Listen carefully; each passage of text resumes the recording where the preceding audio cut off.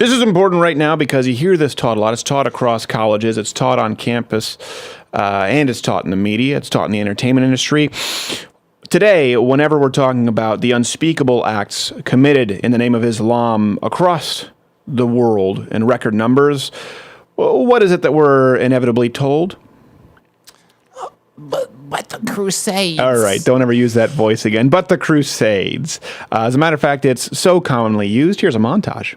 Remember that during the Crusades and the Inquisition, people committed terrible deeds in the name of Christ. Why are only Muslims mentioned in talks about religious extremism? Did y'all forget about the KKK? Westboro Baptist Church, Crusades. We all have the bad seeds in the family. Why? The Muslims didn't go up from Jerusalem and march up to Europe to attack Christendom. No, the Christians marched down to Jerusalem to attack the Muslims. The Crusades and the Inquisition. He went to the big ones, the ones where it's like everybody agrees. Woo, that was f***ed up, wasn't it? And a lot of you probably believe that too, so it is time to get your paper plates, knife, and fork ready because we're about to have a sacred cow cook-out.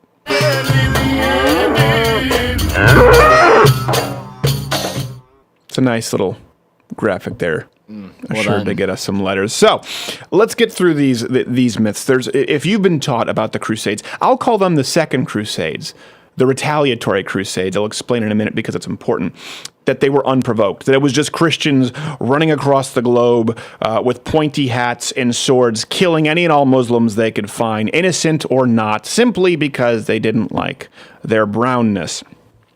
It couldn't be further from the truth. Now, it's important because this is taught in schools across the country. A lot of people believe this. The fact is that these Crusades, the Second Crusades, they were a response to the First Crusades from Islam, from the Muslim onslaught for hundreds of years. For over 400 years, there was consistent Muslim expansion, aggression, violence. Muslims took Jerusalem in 638 AD. They pillaged Rome in 846 AD. Christian Spain and Portugal in 711 AD. Sounds like a gas station, but it's historical context that you need to know. That's why you tune in. Southern Italy during the 9th century.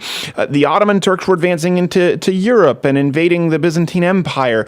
I think it was 1050, 1060 something AD. The Turks were marching into Asia, Syria, and then the big one, the big reason. So if you look at this map and you can see it expanding, was 1453, the capture, the sacking of Constantinople, which basically put an end to the Christian Byzantine Empire. And here's the thing.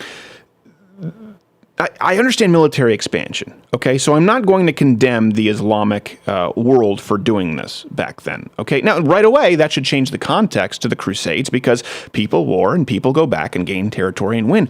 But the sheer brutality from Islam, for example, they deliberately desecrated the burial sites of Peter and Paul. Dick move. In 846. Exactly. These are military terms you need not concern yourself with.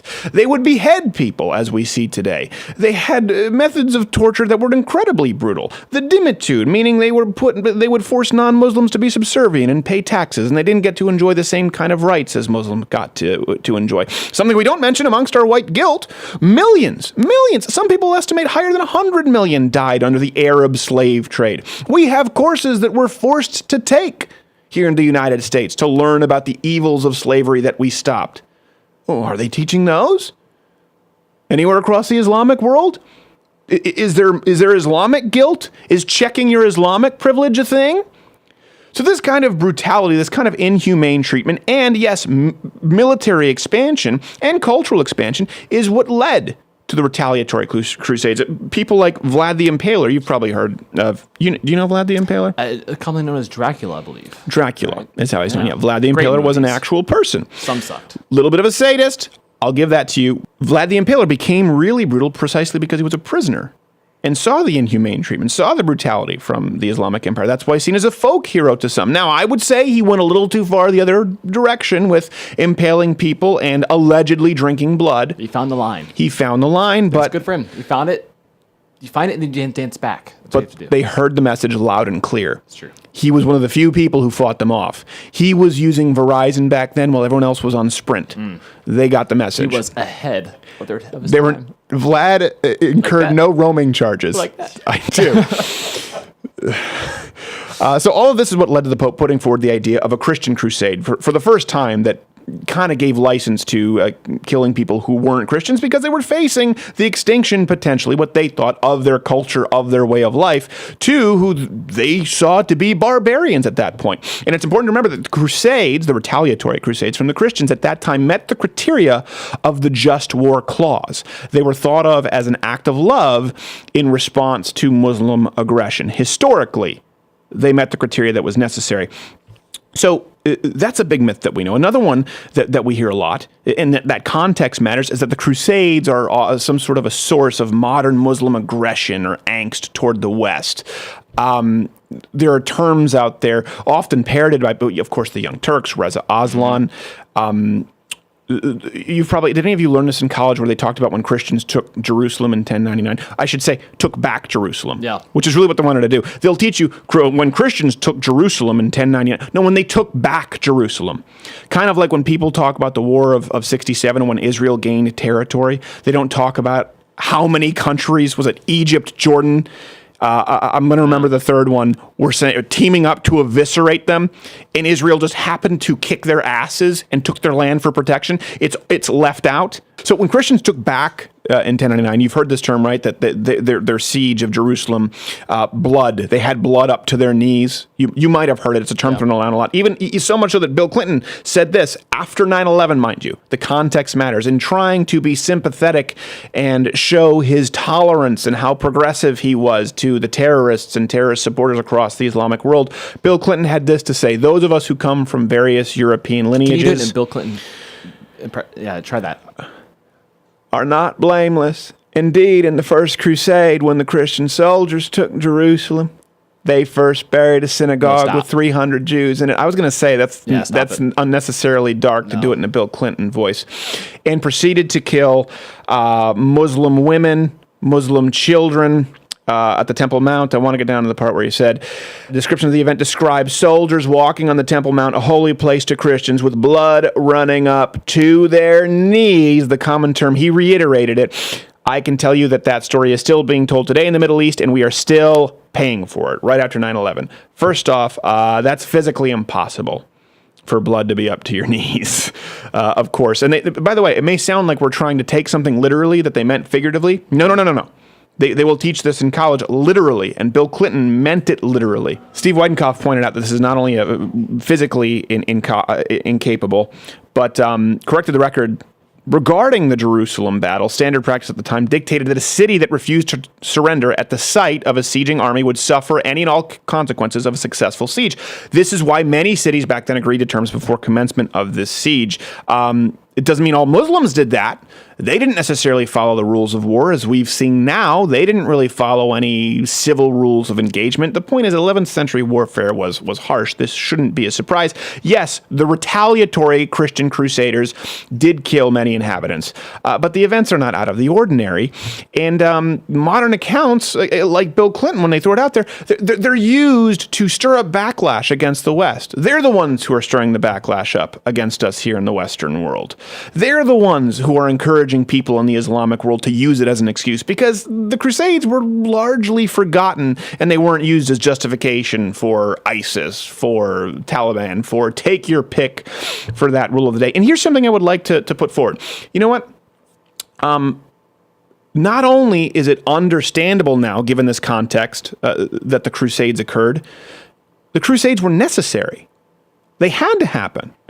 I'm not condoning the loss or the taking of innocent life deliberately, but the Crusades as a military and cultural response needed to happen because they happened precisely to stop the kind of barbaric behavior that you see in the Islamic world today. And you saw up until today in any other place where the Islamic empires were able to conquer. Let's talk about the Armenian genocide, where thousands upon thousands of people were killed brutally, including the crucifixion of young girls. Don't tell Cenk. I still don't know how Anna Kasparian sits next to him. Let's just don't talk about it. It only gets him mad. In the 1800s, Sunni Muslims killed over 4,000 mostly civilians in the city of Shia, beheading their king. They still behead in the Islamic world. You've seen these headlines. This still occurs all across the Islamic world. I'm not only talking about ISIS, but in places like Saudi Arabia. In some of these places in the Islamic world that actually have modern technology, you would consider them here in the New World, beheadings occur in soccer stadiums as a warm-up act. We get Beyonce's nipple, they get a head rolling around being kicked for a goal.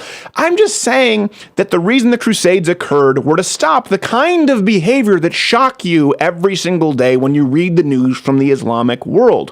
Because guess what? That was going to be the entire world. Even today, ISIS and their ilk are still forcing non-Muslims into dhimmitude with taxes and violations of basic human rights. And here's the main point. Whenever religious Islam has been given the opportunity to congregate, given a petri dish, in contrast to the rest of the modern world, to the rest of Western civilization, Europe, the United States, the Islamic world, when given the opportunity to civilize, when given more time, doesn't get better, doesn't make progress. It almost always gets worse. It gets worse. And that's what was happening before the Crusades because of the Islamic Crusades, and that would have occurred across the entire world. It's not one of those issues. Leftists like to act, sometimes they'll use this argument, right, that, well, Christians have come a long way if you go back to the Crusades. They were pretty uncivil, and some members of Islam are just in that, it's like that phase for them where they need to get beyond it. No, Christians before the Crusades did become much more civilized, were advancing into the New World, then because of Islamic onslaught and behavior, they had to get down in the dirt. The Crusades occurred, and they continued to make progress. By contrast, anywhere in the Islamic world where what they expanded into with their Crusades has been allowed to continue, it has gotten worse and darker. And if you're a progressive and you feel the need to appease it,